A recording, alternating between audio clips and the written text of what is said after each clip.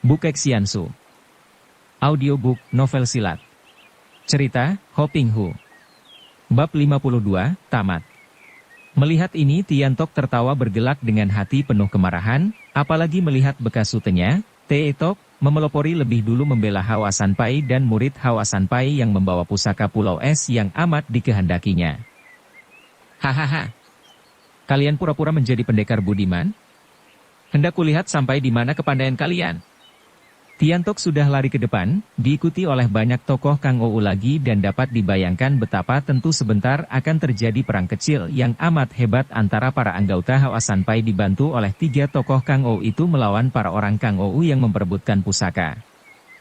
Tahan. Seruan ini halus dan ramah, tidak mengandung kekerasan sesuatu pun, akan tetapi anehnya, semua orang merasa ada getaran yang membuat mereka menghentikan gerakan mereka mencabut senjata dan kini semua mata memandang ke arah ruangan depan itu karena tadi ada berkelebat 2 sosok bayangan orang ke arah situ. Ternyata Sin Leong dan Swat Hong telah berdiri di ruangan depan markas Hawa Sanpai. Dengan sikap tenang sekali Sin Leong menghadapi semua orang, terutama sekali memandang tokoh-tokoh besar dunia persilatan yang hadir, dan yang semua memandang kepadanya dengan mata terbelalak. Kemudian terdengar pemuda ini berkata, Cui Lo Cianpue mengapa sejak dahulu sampai sekarang gemar sekali memperebutkan sesuatu? Tiantok Bong Sek Din yang berwatak kasar memandang dengan terbelalak, demikian pula Tian Hi Tiit Chiang Ham, Lam Hai Seng Jin, Gin Xiao Siu Chai dan para tokoh lain yang belasan tahun lalu pernah hendak memperebutkan bocah ajaib, Sintong yang bukan lain adalah Sin Leong sendiri. Mereka merasa kenal dengan pemuda ini, akan tetapi lupa lagi. Kau siapakah? Akhirnya Tiantok bertanya. Hahaha, kalian lupa lagi siapa dia ini? Tiba-tiba Teetok Siang Koan Hou berseru keras, hatinya girang dan lega bukan main bahwa dia tadi tidak ragu-ragu melindungi pusaka Pulau Es. Melihat munculnya pemuda yang dia tahu memiliki kelihayan yang luar biasa itu, dia girang sekali. Coba lihat dengan baik-baik, belasan tahun yang lalu di lereng pegunungan Jeng Hawasan kalian juga memperebutkan sesuatu. Siapa dia? Sintong. Bocah ajaib. Teringatlah mereka semua dan kini memandang Sin Leong dengan mata terbelalak. Mau apa kau datang ke sini? Tiantok bertanya dengan suara agak berkurang galaknya. Sin Leong sudah menjura kepada ketua Hawa Sanpai, kepada Teetok dan lain tokoh yang tadi membela Hawa Sanpai, diikuti oleh Swat Hong. Kemudian Swat Hong berkata kepada Toan Ki dan Sui Nio, terima kasih kami haturkan kepada Jiwi. Kalian berdua, yang ternyata adalah orang-orang gagah yang pantas dipuji dan dikagumi kesetiaan dan kegagahannya. Sekarang saya harap Jiwi suka mengembalikan pusaka-pusaka itu kepadaku. Toan Ki dan Swinyo menjura dan Toan Ki menjawab, harap Lihiap suka menanti sebentar. Kemudian pergilah dia bersama Swinyo ke sebelah dalam, diikuti pandang mata ketua Hawa Sanpai yang menjadi terheran-heran. Mau apa kalian 2 orang muda datang ke sini? Kembali Tiantok bertanya. Harap Lo Cianpue ketahui bahwa kami berdua adalah penghuni Pulau Es yang datang untuk mengambil kembali pusaka Pulau Es. Pusaka itu adalah milik Pulau Es dan harus dikembalikan ke sana. Penghuni Pulau Es. Suara ini bukan hanya keluar dari mulut para tamu, tetapi juga dari pihak Hoa Sanpai dan mereka yang membelanya, kecuali Teetok Siang Koan Hou yang sudah tahu akan keadaan pemuda dan pemudi itu. Tak lama kemudian muncullah Toan Ki dan Swinyo. Toan Ki membawa bungkusan yang dulu dia terima dari Swat Hong, lalu menyerahkan bungkusan itu kepada Swat Hong sambil menjura dan berkata, dengan ini kami mengembalikan pusaka yang Lihiap titipkan kepada kami dengan hati lega. Memang hatinya lega dan girang sekali dapat terlepas dari tanggung jawab yang amat berat itu. Swat Hong membuka dan meneliti pusaka-pusaka itu. Melihat bahwa pusaka itu masih lengkap, dia makin kagum. Su Heng tidak pantas kalau kita tidak membalas budi mereka ini. Sin Leong tersenyum, mengangguk, kemudian dia berkata kepada Tiantok dan lain tamu yang masih memandang dengan bengong dan kini dari mata mereka itu terpancar ketegangan dan keinginan besar. Setelah pusaka Pulau Es yang terkenal itu tampak di depan mata, mana mungkin mereka mundur begitu saja tanpa usaha untuk mendapatkannya. Cui Lo Cianpue jauh-jauh datang ke sini, harap suka memaklumi bahwa pusaka-pusaka ini telah kembali ke pemiliknya dan akan dikembalikan ke Pulau Es. Maka kami berdua mengharap sudilah Cui tidak mengganggu lagi Hoa Sanpai dan suka meninggalkan tempat ini. Kami harus mendapatkan pusaka itu. Kami juga. Kami minta bagian. Teriakan-teriakan itu terdengar riuh rendah dan Sin Leong lalu berkata lagi dengan halus, kami berdua akan berada di sini selama 3 hari, kemudian kami akan meninggalkan Hawa Sanpai. Kalau kita tidak berada di sini, masih belum terlambat bagi kita untuk bicara lagi tentang pusaka. Amatlah tidak baik bagi nama Cui Lo Cianpui kalau mengganggu Hawa Sanpai yang sama sekali tidak tahu menahu tentang hal ini. Nanti kalau kami sudah meninggalkan Hawa Sanpai, boleh kita bicara lagi. Melihat sikap orang-orang Hawa Sanpai, dan sekarang sudah jelas bahwa pusaka itu berada di tangan Sintong dan darah muda itu, Tian Tok lalu mendengus dan berkata, baik, kami menanti di bawah bukit. Kalian berdua tidak akan dapat terbang lalu. Pergilah mereka itu meninggalkan Hoa Sanpai, akan tetapi semua orang tahu belaka bahwa mereka tentu akan mengurung tempat itu dan tidak akan membiarkan Sin Leong dan Swat Hong lolos dari situ membawa pergi pusaka-pusaka Pulau Es yang amat mereka inginkan itu. Sin Leong lalu menjura kepada ketua Hoa Sanpai, para tokoh Hoa Sanpai, Toan Ki dan Swinio, juga kepada Teye Tok dan mereka yang tadi membela Hoa Sanpai, kemudian berkata, terutama kepada saudara Liam Toan Ki dan Nyonya, sudah sepantasnya kalau kami meninggalkan sedikit ilmu untuk jiwi pelajari. Dan kepada para Lo Cianpui, kiranya akan ada manfaatnya kalau saya melayani para Lo Cianpui main-main sedikit untuk memperluas pengetahuan ilmu silat. Semua orang menjadi ragu-ragu karena tidak tahu akan maksud hati pemuda yang aneh itu, akan tetapi Titok Siang Koan Hou sudah tertawa bergelak lalu meloncat ke halaman depan. Marilah, ingin aku tua bangka ini memperdalam sedikit kepandaianku. Sin Leong tersenyum lalu melangkah perlahan ke pekarangan. Silahkan Siang Koan Lo Cianpui menggunakan Pek Liu Kun, ilmu silat tangan geledek, katanya tenang. Harap Lo Cianpui jangan sungkan dan keluarkanlah jurus-jurus simpanan dari Pek Liu Kun. Teye Tok sudah maklum akan kehebatan pemuda ini, dan setelah 2 tahun tidak jumpa. Kini sikap pemuda ini luar biasa sekali, bahkan dengan kata-kata biasa saja pemuda itu sudah mengundurkan semua orang yang tadi sudah bersitegang hendak menggunakan kekerasan. Dia dapat menduga bahwa bukanlah percuma pemuda ini mengajak dia berlatih silat, tentu ada niat-niat tertentu. Karena dia merasa bahwa dia tidak mempunyai maksud jahat dan tadi membela pusaka Pulau Es dengan sungguh hati, dia kini pun tanpa ragu-ragu lagi lalu mengeluarkan gerengan keras dan tubuhnya berkelebat ke depan. Dengan sepenuh tenaga dan perhatiannya, dia menyerang pemuda itu dengan jurus-jurus simpanan dari ilmu silat Pek Lui Kun yang dahsyat. Hait! Bukan main heran dan kagetnya ketika melihat pemuda itu menghadapi dengan gerakan-gerakan yang sama. Tiap jurus yang dimainkannya, dihadapi oleh Sin Leong dengan jurus yang sama pula dan dipakai sebagai serangan balasan namun dengan cara yang sedemikian hebatnya sehingga jurus yang dimainkannya itu tidak ada artinya lagi.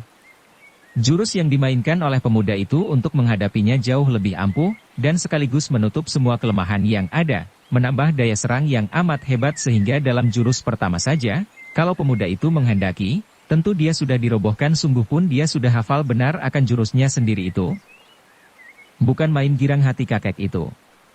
Dia terus menyerang lagi dengan jurus lain, dan sama sekali dia menggunakan 18 jurus terampuh dari Pek Lui Kun dan yang kesemuanya selain dapat dihindarkan dengan baik oleh Sin Leong, juga telah dengan sekaligus diperbaiki dengan sempurna. Semua gerakan ini dicatat oleh Teye Tok dan setelah dia selesai mainkan 18 jurus pilihan itu, dia melangkah mundur dan menjura sangat dalam ke arah Sin Leong. Astaga! Kepandaian Tai Hiap seperti dewa saja. Saya mengaturkan banyak terima kasih atas petunjuk Tai Hiap. Katanya agak tergagap. Ah, Lo Cianpui terlalu merendah, jawab Sin Leong. Teye Tok lalu menjura ke arah ketua Hawa Sanpai dan yang lain-lain, seketika pamit dan pergi dengan langkah lebar dan wajah termenung karena dia masih terpesona dan mengingat-ingat gerakan-gerakan baru yang menyempurnakan 18 jurus pilihannya tadi. Lam Hai Seng Jin bukan seorang bodoh. Dia adalah seorang tokoh kawakan yang berilmu tinggi. Melihat peristiwa tadi, tahulah dia bahwa pemuda ini memang bukan orang sembarangan dan agaknya telah mewarisi ilmu mujizat yang kabarnya dimiliki oleh penghuni Pulau Es. Maka dia tidak mau menyia-nyiakan kesempatan itu dan dia sudah meloncat maju dengan senjata hutim dan kipasnya. Orang muda yang hebat, kau berilah petunjuk kepadaku. To Tiang, muridmu Kui Lun Toako adalah sahabat baik kami, harap To Tiang sudi mengajarnya baik-baik, jawab Sin Leong dan dia pun segera menghadapi serangan kipas dan hutim dengan kedua tangannya. Biarpun dia tidak menggunakan kedua senjata itu, namun kedua tangannya digerakkan seperti kedua senjata itu, dan dia pun mainkan jurus-jurus yang sama, namun gerakannya jauh lebih hebat, bahkan sempurna. Seperti juga tadi, kakek ini memperhatikan dan dia telah menghafal 20 jurus campuran ilmu hutim dan kipas. Terima kasih, terima kasih. Xian Cai, pengalaman ini takkan kulupakan selamanya. Dia menjura kepada yang lain lalu berlari pergi. Totiang, sampaikan salamku kepada Kuito Ako, seru Swat Hong. Akan tetapi kakek itu hanya mengangguk tanpa menoleh karena dia pun sedang mengingat-ingat semua jurus tadi agar tidak sampai lupa. Berturut-turut Gin Xiao Xiu Cai juga menerima petunjuk ilmu silat suling perak dan maupitnya, kemudian Ketua Haoasan Pai juga menerima petunjuk ilmu pedang Hoasan Kiamsut. Para tokoh Kangou yang mengurung tempat itu di lereng puncak, terheran-heran melihat 3 orang tokoh itu meninggalkan puncak seperti orang yang termenung. Akan tetapi diam-diam mereka menjadi girang karena 3 orang lihai itu tidak membantu atau mengawal muda-mudi Pulau Es yang mereka hadang. 3 hari lamanya Sin Leong dan Swat Hong tinggal di Haoasan, setiap hari menurunkan ilmu-ilmu tinggi kepada Toan Qi dan Swinio sehingga kedua orang suami istri ini kelak akan menjadi tokoh-tokoh kenamaan dan mengangkat nama Haoasan Pai sebagai partai persilatan yang besar dan lihai. Pada hari keempatnya, pagi-pagi mereka meninggalkan markas Haoasan Pai, diantar sampai ke pintu gerbang oleh Ketua Haoasan Pai, Toan Qi, Swinio dan para pimpinan Haoasan Pai.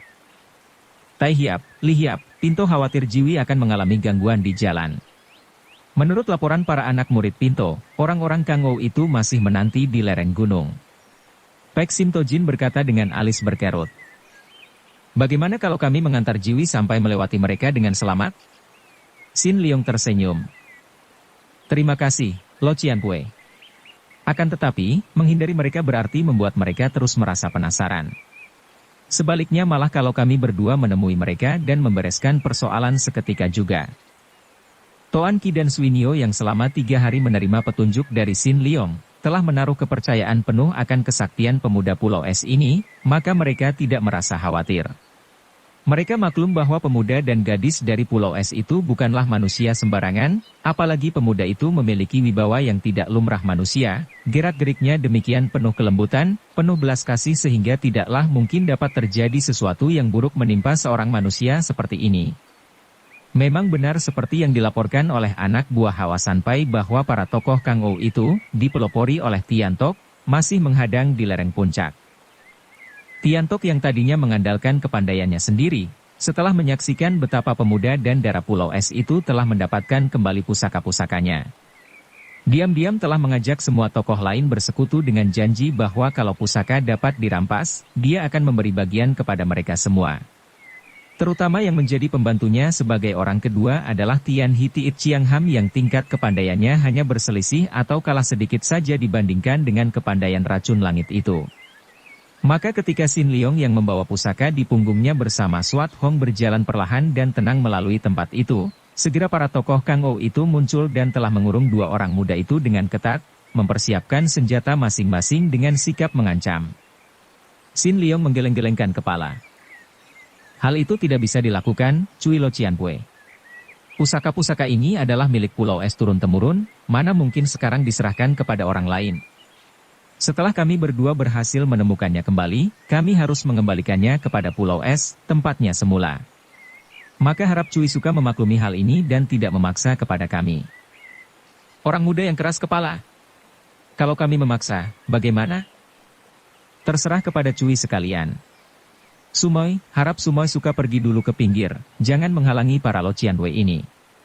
Swat Hong mengangguk dan tersenyum, kemudian tubuhnya berkelebat dan terkejutlah semua orang Kangou itu ketika melihat gadis itu meloncat seperti terbang saja, melayang melalui kepala mereka dan kini telah berdiri di luar kepungan. Sungguh merupakan bukti kepandaian Ginkang, ilmu meringankan tubuh, yang amat hebat.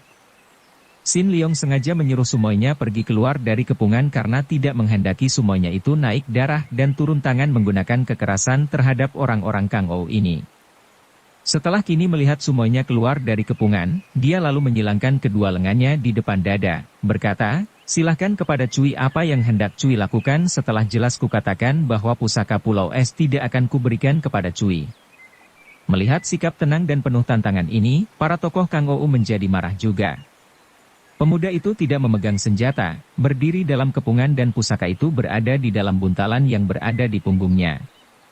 Maka serentak orang-orang Kangou yang sudah mengilar dan ingin sekali merampas pusaka itu menerjang maju dan berebut hendak menyerang Sin Leong dan mengulur tangan hendak merampas buntalan. Pemuda itu hanya berdiri tersenyum, berdiri tegak dan menyilangkan kedua lengannya sambil memandang tanpa berkedip mata. Ah! Haya! Ai! Semua orang terhuyung-huyung mundur karena belum juga tangan mereka menyentuh pemuda itu, hati mereka sudah lemas dan luluh menghadapi wajah yang tersenyum itu. Tangan mereka seperti lumpuh dan tenaga mereka seperti lenyap seketika membuat mereka terhuyung dan hampir jatuh saling timpa.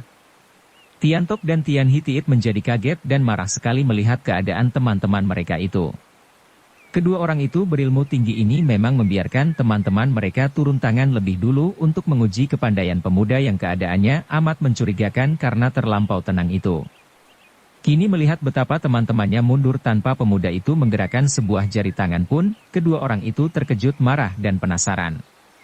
Tian Tok menerjang ke depan dengan senjata Kim Kau Pang di tangannya, sedangkan Chiang Ham juga sudah meloncat dekat dengan senjata tombak di tangan. Orang muda, serahkan pusaka itu. Tian Tok membentak. Sintong, jangan sampai terpaksa aku menggunakan tombak pusakaku. Chiang Ham juga menghardik. Akan tetapi Sin Leong tetap tidak bergerak hanya berkata, terserah kepada Jiwi Lo Chian Wei, Jiwi yang melakukan dan Jiwi pula yang menanggung akibatnya. Keras kepala. Tian Tok membentak dan tongkatnya yang panjang sudah menyambar ke arah kepala pemuda itu. Sin Leong sama sekali tidak mengelak, bahkan berkedip pun tidak ketika melihat tongkat itu menyambar ke arah kepalanya, disusul tombak di tangan Tian Hitiit Chiang Ham yang menusuk ke arah lambungnya. Des! Tak! Ai! Hei! Tian Tok Bong Sek Bin dan Tian Hitiit Chiang Ham berteriak kaget dan meloncat ke belakang. Tongkat itu tepat mengenai kepala dan tombak itu pun tepat menusuk lambung. Namun kedua senjata itu terpental kembali seperti mengenai benda yang amat kuat, bahkan telapak tangan mereka terasa panas. Tentu saja mereka merasa penasaran, biarpun ada rasa ngeri di dalam hati mereka. Pada saat itu, orang-orang Kangou lainnya yang melihat betapa dua orang lihai itu sudah menyerang dengan senjata, juga menyerbu ke depan. Sin Leong tetap diam saja ketika belasan batang senjata yang bermacam-macam itu datang bagaikan hujan menimpa tubuhnya. Semua senjata tepat mengenai sasaran, akan tetapi tidak ada sedikit kulit tubuh pemuda itu yang lecet, kecuali pakaiannya yang robek-robek dan orang-orang itu terpelanting ke sana-sini, bahkan ada yang terpukul oleh senjata mereka sendiri yang membalik. Makin keras orang menyerang, makin keras pula senjata mereka membalik. Bahkan Tian Tok sudah mengelus kepalanya yang benjol terkena kemplangan tongkatnya sendiri. Sedangkan paha Chiang Ham berdarah karena tombaknya pun membalik tanpa dapat ditahannya lagi ketika mengenai tubuh Sin Leong untuk yang kedua kalinya. Ketika mereka memandang dengan mata terbelalak kepada Sin Leong, mereka melihat pemuda itu masih tersenyum-senyum, masih berdiri tegak dengan kedua lengan bersilang di depan dada, hanya bedanya, kini pakaiannya robek-robek dan penuh lubang. Tian Tok dan Tian Hitiit adalah orang-orang yang terkenal di dunia persilatan sebagai tokoh-tokoh besar yang sudah banyak mengalami pertempuran. Mereka tahu pula bahwa orang yang memiliki sinkang amat kuat dapat menjadi kebal, akan tetapi selama hidup mereka belum pernah menyaksikan kekebalan seperti yang dihadapi mereka sekarang ini. Kekebalan yang agaknya tanpa disertai pengerahan tenaga. Apalagi melihat cahaya aneh seperti melindungi tubuh pemuda itu, mereka maklum bahwa pemuda ini bukan orang sembarangan. Tanpa melawan saja pemuda ini telah membuat mereka tidak berdaya, betapa hebatnya kalau pemuda ini mengangkat tangan membalas. Maafkan kami. Tian Tok berseru lalu melompat dan berlari pergi.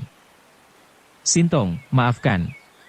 Chiang Ham juga berkata lalu menyeret tombaknya, terpincang-pincang pergi dari situ.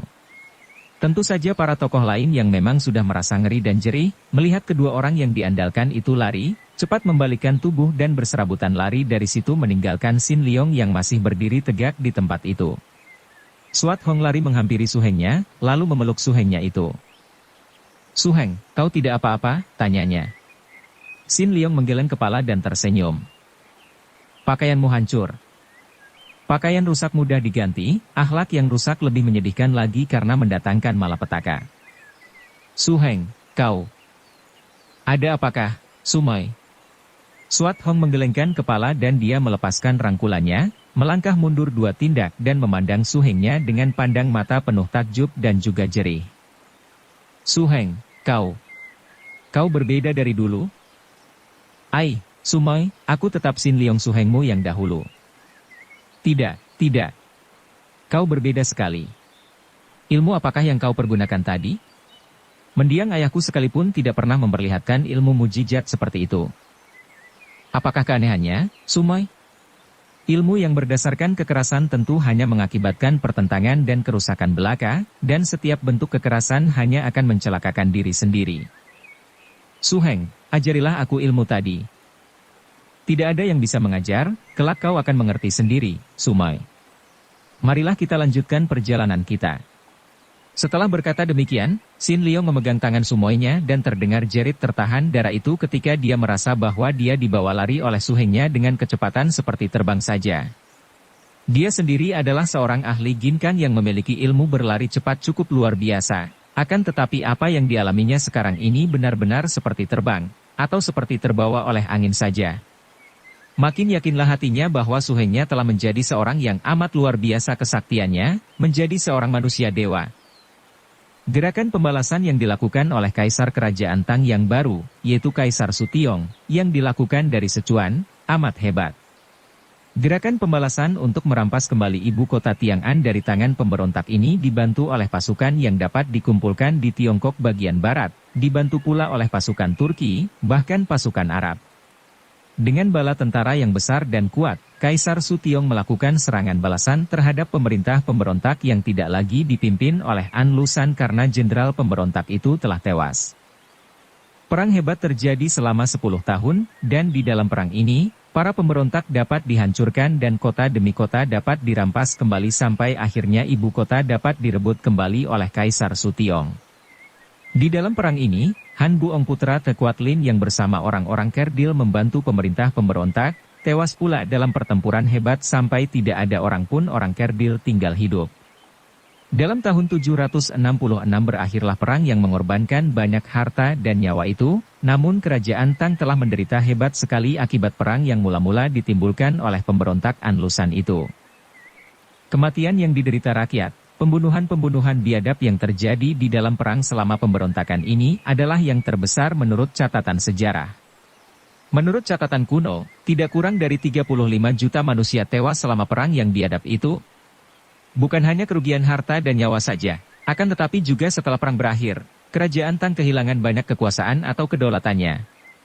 Bantuan-bantuan yang diterima oleh Kaisar di waktu merebut kembali kerajaan, membuat Kaisar terpaksa membagi-bagi daerah kepada para pembantu yang diangkat menjadi gubernur-gubernur yang lambat laun makin besar kekuasaannya dan seolah-olah menjadi raja-raja kecil yang berdaulat sendiri. Di samping itu, pemberontak An Lushan membentuk pasukan-pasukan yang ketika pemberontak dihancurkan, melarikan diri ke perbatasan dan menjadi pasukan-pasukan liar yang selalu merupakan gangguan terhadap kekuasaan pemerintah. Demikianlah, dengan dalih apapun juga, pemberontakan lahiriah hanya mendatangkan kerusakan dan malapetaka, karena tidaklah mungkin perdamaian diciptakan oleh perang. Menurut sejarah di seluruh dunia, tidak pernah ada revolusi jasmani mendatangkan perdamaian dan kesejahteraan.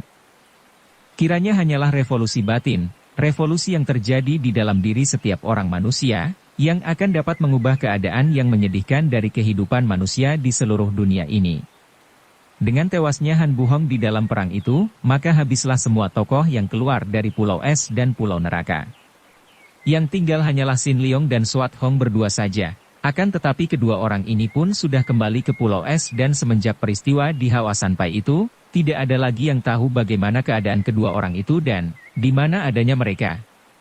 Yang jelas, Pulau Es masih ada dan kedua orang Su Heng dan Su Mo yang saling mencinta itu pun masih hidup. Buktinya, beberapa tahun kemudian kadang-kadang mereka itu muncul sebagai manusia-manusia sakti menyelamatkan belasan orang nelayan yang perahunya diserang badai. Di dalam kegelapan selagi badai mengamuk dahsyat itu, ketika perahu-perahu mereka dipermainkan badai dan nyaris terguling, tiba-tiba muncul sebuah perahu kecil yang didayung oleh seorang pria berpakaian putih dan seorang wanita cantik. Dan kedua orang ini dengan kesaktian luar biasa menggunakan tali untuk menjerat perahu-perahu itu kemudian menariknya keluar dari daerah yang diamuk badai. Apakah mereka itu Sin Leong dan Swat Hong? Tidak ada orang yang mengetahuinya karena setiap kali muncul menolong para nelayan dan para penghuni pulau-pulau yang berada di utara, kedua orang itu tidak pernah memperkenalkan nama mereka. Kalau benar mereka itu adalah Sin Leong dan Swat Hong, bagaimanakah jadinya dengan mereka? Apakah Su Heng dan Sumo yang saling mencinta dan yang telah kembali ke Pulau Es itu langsung menjadi suami istri? Hal ini pun tidak ada yang tahu, karena agaknya bagi mereka berdua, menjadi suami istri atau bukan adalah hal yang tidak penting lagi. Diri mereka telah dipenuhi oleh cinta kasih, bukan cinta kasih yang biasa melekat di bibir manusia pada umumnya, karena cinta kasih seperti itu telah diselewengkan artinya.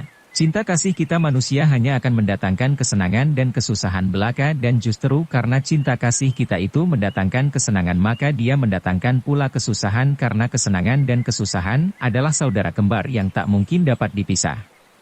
Menerima yang satu harus menerima pula yang kedua, yang mau menikmati kesenangan harus pula mau menderita kesusahan. Tidak, cinta kasih mereka bukan seperti cinta kasih palsu yang kita punyai. Pernah ada seorang anak nelayan yang di waktu malam hari, ketika perahunya diayun-ayun gelombang kecil dan dia sedang menggantikan ayahnya yang tertidur untuk menjaga kail, mendengar nyanyian halus yang dinyanyikan oleh seorang wanita cantik di atas perahu dan yang kelihatan remang-remang di bawah sinar bulan purnama di malam itu. Anak yang cerdas ini masih teringat akan bunyi nyanyian itu seperti berikut. Langit, bulan dan lautan kalian mempunyai cinta kasih namun tak pernah bicara tentang cinta kasih. Kasihanilah manusia yang miskin dan haus akan cinta kasih, bertanya-tanya apakah cinta kasih itu? Bila mana tidak ada ikatan, tidak ada pamrih dan rasa takut tidak memiliki atau dimiliki tidak menuntut dan tidak merasa memberi.